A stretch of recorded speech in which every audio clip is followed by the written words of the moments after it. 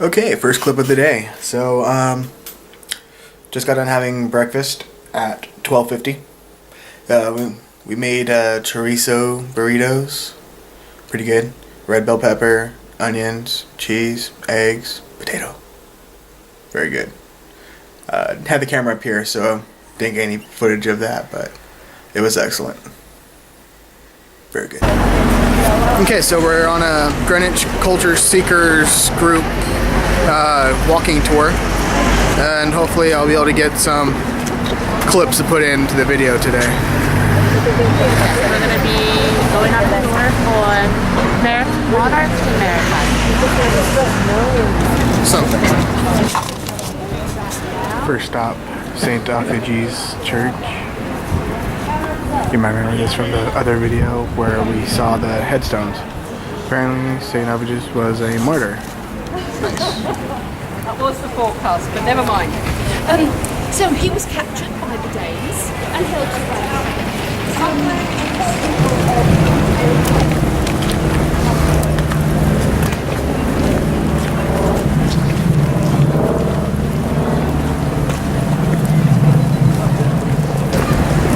Random guy in a suit. Don't know why that's there. Kind of random. Okay, I think this gives you a really good view of the architectural delight that is Greenwich. Greenwich is considered to be one of the finest collections of buildings anywhere in London and even anywhere in the country. And if you look behind you, or continues behind you as well, right up to the 21st century. But we'll deal with what you can see behind me first of all. Up on top of the hill, and that hill is in Greenwich Park, is the Royal Observatory. And that's the main reason why people come here to Greenwich, especially from overseas, because they've come here to stand on the world's prime meridian, longitude 0. And as I like to say, it's the only place in the country where you can have a pub, you can have a drink in a pub in the eastern and the western hemisphere on the same afternoon. So you can stand and straddle the meridian line up at the Royal Observatory. The observatory was built in 1675, completed in 1676 by Sir Christopher Wren for the habitation of the Astronomer Royal, and a little for pomp is how he described it, a little for show. The first Astronomer Royal was a man called Sir John Flamsteed, and he made 20,000 observations of the heavens. He charted the skies at night. So his was very much not a day job. And he wanted these star charts in order to solve the biggest technological problem of the age, which was navigation of longitude at sea. We were an ocean-going country, a naval country, and yet many ships and thousands of men were lost every year because of inaccurate navigation. We're going to do a tour for the Cutty Sark, but we're heading over to these buildings. These buildings are the old Royal Naval Hospital, also known as the Old Royal Naval College, and today the University of Greenwich. So these buildings are also by Sir Christopher Wren, like the observatory, and he stayed in 1694, or at least that's when he found them.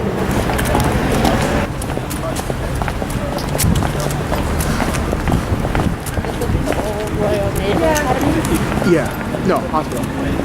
The old Naval Hospital. Which is now Greenwich University. Which is now Greenwich University.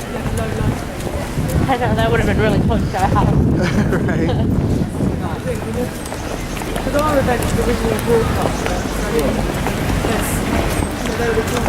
And there's the top of the Cutty Sark. It's everywhere.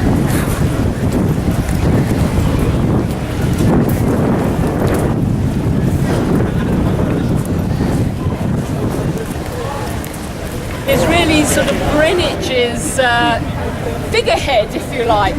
Whenever you see publicity material for Greenwich, it's usually got an image of the Cutty Sark. The Cutty Sark has been here in dry dock since 1953. But this ship's history goes back beyond that, because this is the last of the great tea clippers built in the 19th century, and the ship dates from 1869. It was built for the White Star Line, which was the same line as the Titanic, but it was built for the White Star Line, which was owned by a man called Captain Jock Willis, who also had the nickname of White Hat Willis, because he always wore a tall white top hat. He was a sea captain who had made a lot of money, and he commissioned the Cutty Sark not so much, not fundamentally as a cargo ship, although of course that's what it was, but in order to win a race, the Blue Ribbon Race. And this was a race to bring back the first cargo, the first crop of China tea. Tea in the 19th century was a very expensive luxury commodity, and to get the first picking of the China tea, that was the premium blend, if you like. And so people would pay a lot of money for that tea, and the trick was to get your cargo to London faster than anybody else's. So this was the sort of Formula One Ferrari, of its day, if you like. It was built for speed, and the speed was delivered because of the rather unusual shape and construction of the hull, and also by the amount of sail that it carries. It's got 3 masts set back at an angle, and it can take 32,000 square foot of sail. So it reached speeds of up to 17 knots.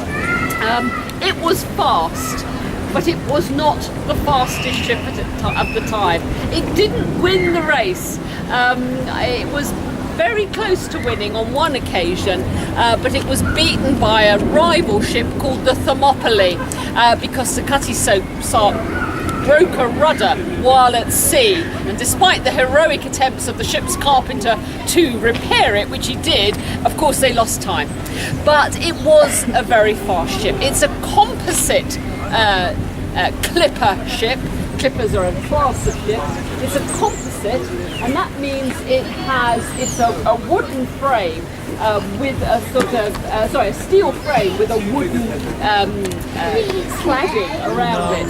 And that, in modern history, has been its problem, because a chemical reaction has taken place between the iron and the wood, of course, and the passage of time and water and salt, and the ship was corroding very, very badly, and was in apparently imminent state of collapse.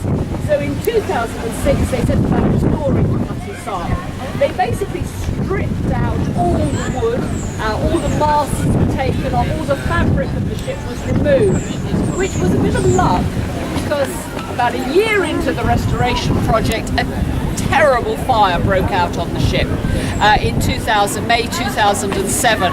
It was caused, they thought at first it was an arson attack, but it was actually caused by, they think, an industrial vacuum cleaner being left on overnight or for a day or something, and of course that started the fire. So it was an accident. But despite the fact that it looked as if the ship was completely lost, because they'd stripped off so much of the fabric, they were able to continue the restoration. It opened this year in time for the Olympic Games, and very controversially, Grimshaw Architects have created this glass sort of skirt which wraps around the hull. They lifted the hull, so when you go into and onto the Cutty Sark, you now walk underneath the ship, it is controversial. The Victorian Society have described it as a carbuncle.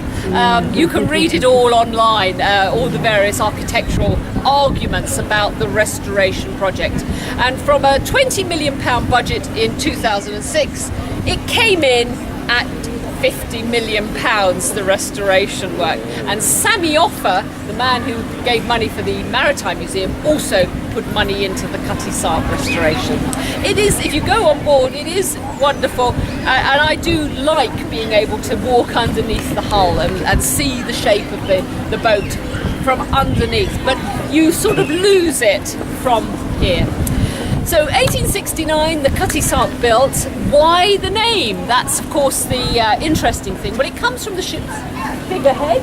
There you can see her. She is the Cutty Sark. And the Cutty Sark all comes from a poem by Robbie Burns called the Tam O'Shanter.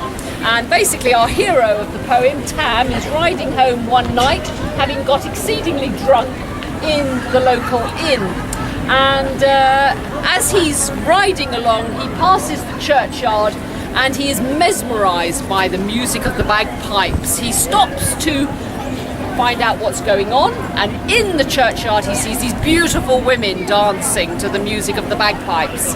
And what the most beautiful of them all is wearing a very revealing chemise, or Cutty Sark in Gaelic. And you can see the figurehead, it's exceedingly revealing. When the music stops, Tam calls out to this beautiful woman, "Well done, Cutty Sark." No sooner are the words out of his mouth than he realises he's made a terrible mistake. These are not women, they're witches. And they decide to pursue him. He gets back on his horse, he flees across the River Doon, because witches cannot cross running water. But as his horse gets halfway across the bridge over the river, the fast witch, the Cutty Sark, grabs hold of his horse's tail, which miraculously comes away in her hand. That's what she's holding. Hence the Cutty Sark. So nothing to do with whiskey. That came later, when they gave it the whiskey the same name as the ship. The fastest witch of the waves. That's what it's all about. Remember, this is built for speed rather than anything. It brings tea back from China, but not for long. It's actually, the Cutty Sark makes its name by bringing wool back from Australia, and it still holds some of the fastest times for passage from Australia to London for this sort of class of ship. So I think they did the journey in 71 days, and so the whole ship, there was no provision for the sailors in the ship. You know, they basically slung their hammocks wherever there was a space. The whole hull was stuffed with bales of wool, and they only built sort of crew quarters on the deck later, and those were mainly for officers. So that's the story of the Cutty Sark. We're now going to finish our story of Greenwich by walking back towards the Royal Naval Hospital to go in to the Painted Hall and Chapel. Any questions about the Duke of Gloucester building, enclosing the park, building a palace here down by the river? It was known as Bella Court in Humphrey's time. This is in the 1400s. Chapel, Painted Hall, and then Queen's House right in the back. What would that? Prince William or William? Yes. Queen Mary, Prince William. Something like that. This is inside the Painted Hall.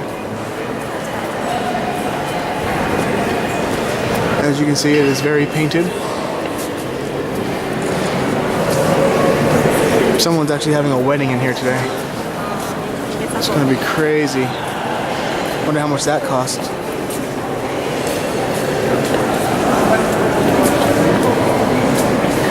So I haven't told you what they use this for, but I will do now. But the rest of the buildings are the University of Greenwich. Okay. Do gather round if you're with me. Well, this is the Painted Hall of the old Royal Naval Hospital.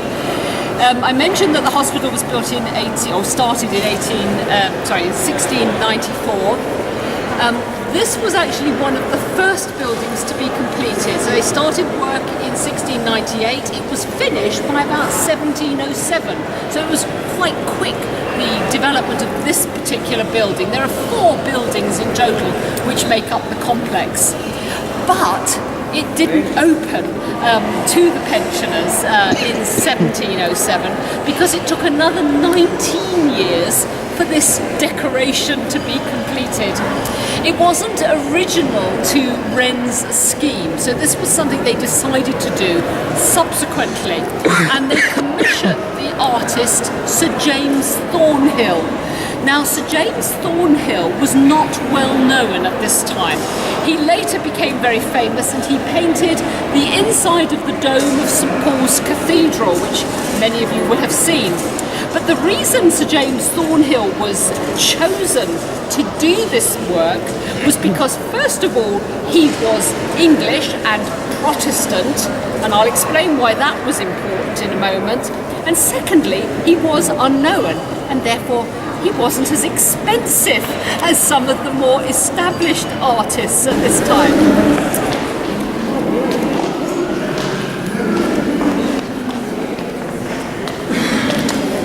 Okay, so we are inside the Royal Chapel at the Naval Hospital College training thing.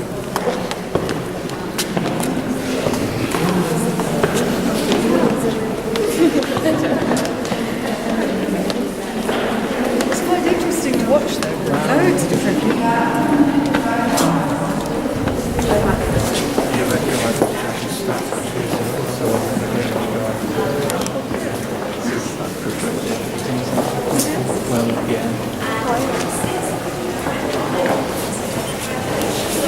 And that is the organ. I'll look it up as we're walking along, but it is the original. Okay, so we are across the river. This one here is the dock for that smokestack building that I'm always pointing out. And I believe that white dot right there, right here in the center, I believe those are the pillars of our little walkway outside of our apartment, our room. So all the way over there is where we live, and I'm on the opposite side doing that tour. Look how far that is. That is far. Super far. And Ballast Quay gets, or Ballast Wharf, gets its name. In fact, this is where the ballast that was put into the ships when they had no cargoes was loaded onto the ships. They ballasted the ships. Of course, the whole industrial nature of this water, of this river, has now largely gone. There's very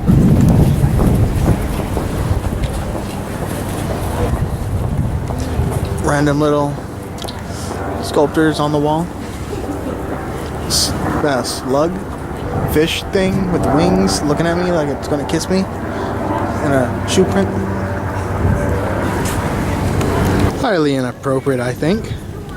Highly inappropriate. Okay, so Heather here is drinking a Pim's lemonade. Pimp lemonade. And I have a Bango Lancer. It's a very nice beer. And we are having drinks close to home, but at the same time far away from home.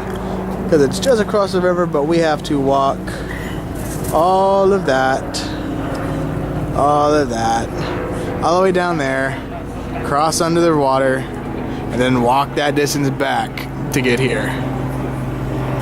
So it's close, but a long ride over. Trying to capture a rainbow. There it is. You guys see that rainbow right there? It's not as good as a double rainbow, but it's a pretty thick rainbow nonetheless. Okay, so he's already got a road named after him. It wasn't named after. It wasn't named after him, but he's already got a road. He doesn't need a country. Okay, so we are just sitting around. Heather's looking at Google Earth maps, pictures of people doing stupid things, and I am looking up stuff on Guild Wars on maps and where I'm supposed to go. So we did the tour today through Greenwich. Lots of clips of that. What else? We came home, ordered pizza, and watched Merlin. That was cool. And I think that's it. Got anything to say, Heather? No. Have a good evening. So you guys are having your afternoon, so have a good rest of your day. Something like that. I hate the light in here. It makes the video look all weird and blotchy. Or is that just my complexion? Bobblehead. I'm a bobblehead.